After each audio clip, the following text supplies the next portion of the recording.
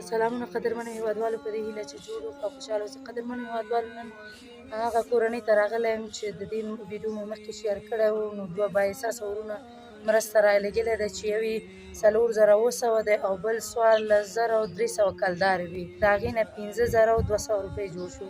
نو دغه پیسې دغه موقع ته ورکوو. د دې حال له تاسو سره شریکوو. له موږ سره اوسئ. زما وړوکی جهان قربان تا شموري. السلام څنګه یې مرخی؟ مننه مې د خیر اوسې. لور دې څنګه ده؟ لور مې مریضه ده، ډېره مریضه وه چې کوماته تللې وه، بیخي زیاته مریضه وه. بس لیورچیانو مې دارو درمل هغه یې ورته وکړل. ولې د څه لپاره څه تکلیف یې و؟ دا الرجي لري، سینې ستړي الرجي لري او بس هغې کې مونږ پوه نه شولو. بس اوړی و، دې څه یخې وڅښلې، لمبلې وې او دا ډېره خطره شوه. بس یوه تبه وه چې دا 3 شپې بستر وه، د دنیا ستنې دې ته کولې، دا تبه د دې هېڅ نه سړېده. او دې ویل چې مور یې د پردي په کور کې. زړه کې مې ډېر ارمان و چې ما به خدای خپل کور ته یوسي، خو انا کور پاتې شو.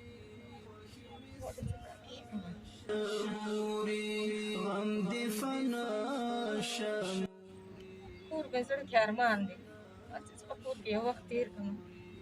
مور یې نه پاتې کېږي چې تلله داسې نه وایي خویندو وایي ول عالم شه که زه ژوندی راشم دعا راته کوئ.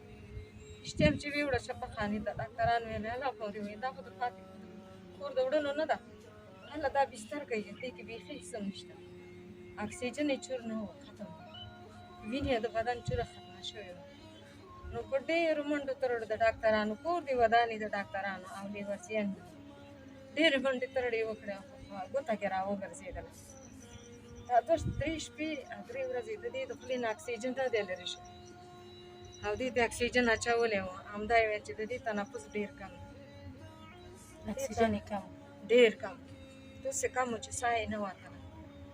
نو دا نن لږه دا چې ورته ګوري دا رنګ یې داسې ځای ته راغلی دی، هم خواړه نه شي خوړلی، 2 لاسونه یې نیسو تشناب کې وړو، نه شي ګرځېدلی. دارو درمل یې ټول تر زامن ورته وکړه. هغوی هم غریبانان دي، هغوی هم داسې مالداره نه دي چې شی نه لري، خو بیا هم ښه دی، نارینه دي او خدای دې ورته ښې ورځې ورکړي. بیا هم داسې خپله وسه کوي، خو بې وسې دي، وس نه لري او بې وسې دي. او اوسه پورې چا تاسو سره مرسته کړې نه ده؟ نه صدقه دې شم، هېچا موږ سره مرسته نه کړې. دومره خلک دلته مرستې اخلي، دا ستاسو نوم څوک نه لیکي؟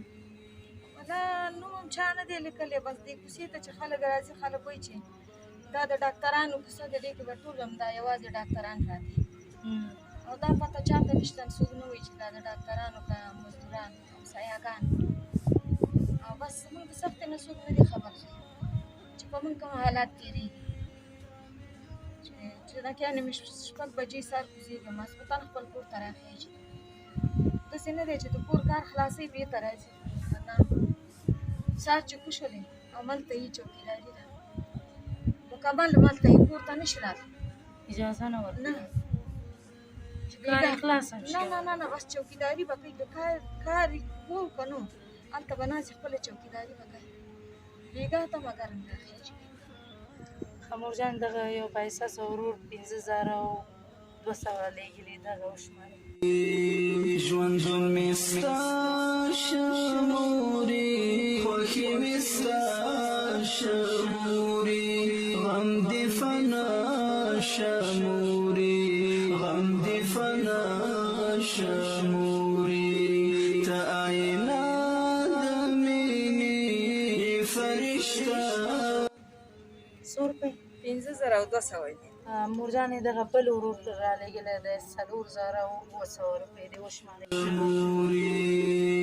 تخلیق متا ښکلی دی، ته یې ښکلا د جهان، د عزت ملکې، ته یې د حسن عنوان.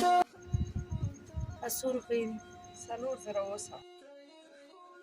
هغه ورونه چې تاسو ته دغه مرسته رالېږلې ده، هغې نه څومره خوشحالې څه ویل غواړې ورته؟ د هغې نه ډېر خوشحاله یم. الله دې ترې خوشحاله شي، الله دې ترې راضي شي. او زه به ورته ډېرې دعاګانې کوم، الله دې جنت فردوس ورته په نصیب کړي. د هغې دنیا په خوشحالۍ دې ماړه شي. هغه دنیا دې ورته الله ګلې ګلزار کړي چې ما باندې چاړه خوږ شوی او ما سره یې مرسته کړې او په ما یې زړه دردېدلی دی او زه یې د لاس نه ونیولم او زه یې راجګه کړم او زما د بچو وږي نسونه او زما مشکلات یې حل کړل. الله دې هغې سره ښه وکړي، الله دې هر یو قدم ورته د نظام په تله کې واچي. الله پروردګار دې جنت فردوس ورته په نصیب کړي. خدای دې ورسره د دنیا ښه وکړي. الله پروردګار دې ورته ډېره دنیا د دې نه م ورکړي چې خوار او غریب باندې زړه دردی او همدردي ورسره کوي. خدای دې ورسره ښه وکړي.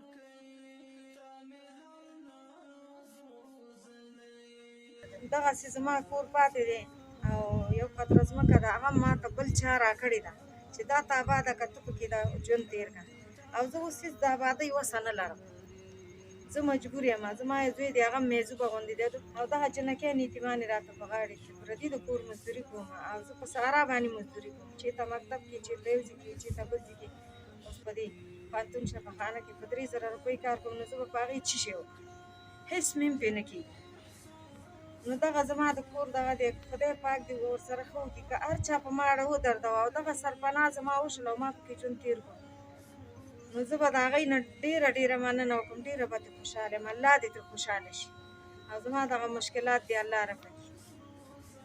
خدای دې ورسره ښه وکړي. قدرمنو هېوادوالو، دغه غرونو څخه نړۍ مننه کوم چې د دغې ملکې سره مرسته کړې ده. نو هیله کوم چې تاسو هم مرسته وکړئ تر څو دغه خپل هغه کور جوړ کړي، ځکه که چېرې دوی د خپل کور ته لاړ او هغه کور یې جوړ شو، نو دغه صدقې جاریه ده، تاسو ته به اجر او ثواب میلاو شي. نو هیله کومه چې مرسته وکړئ. که چېرې غواړئ مرسته وکړئ نو زما د وټساپ شمېره ده 97 99 3 2 3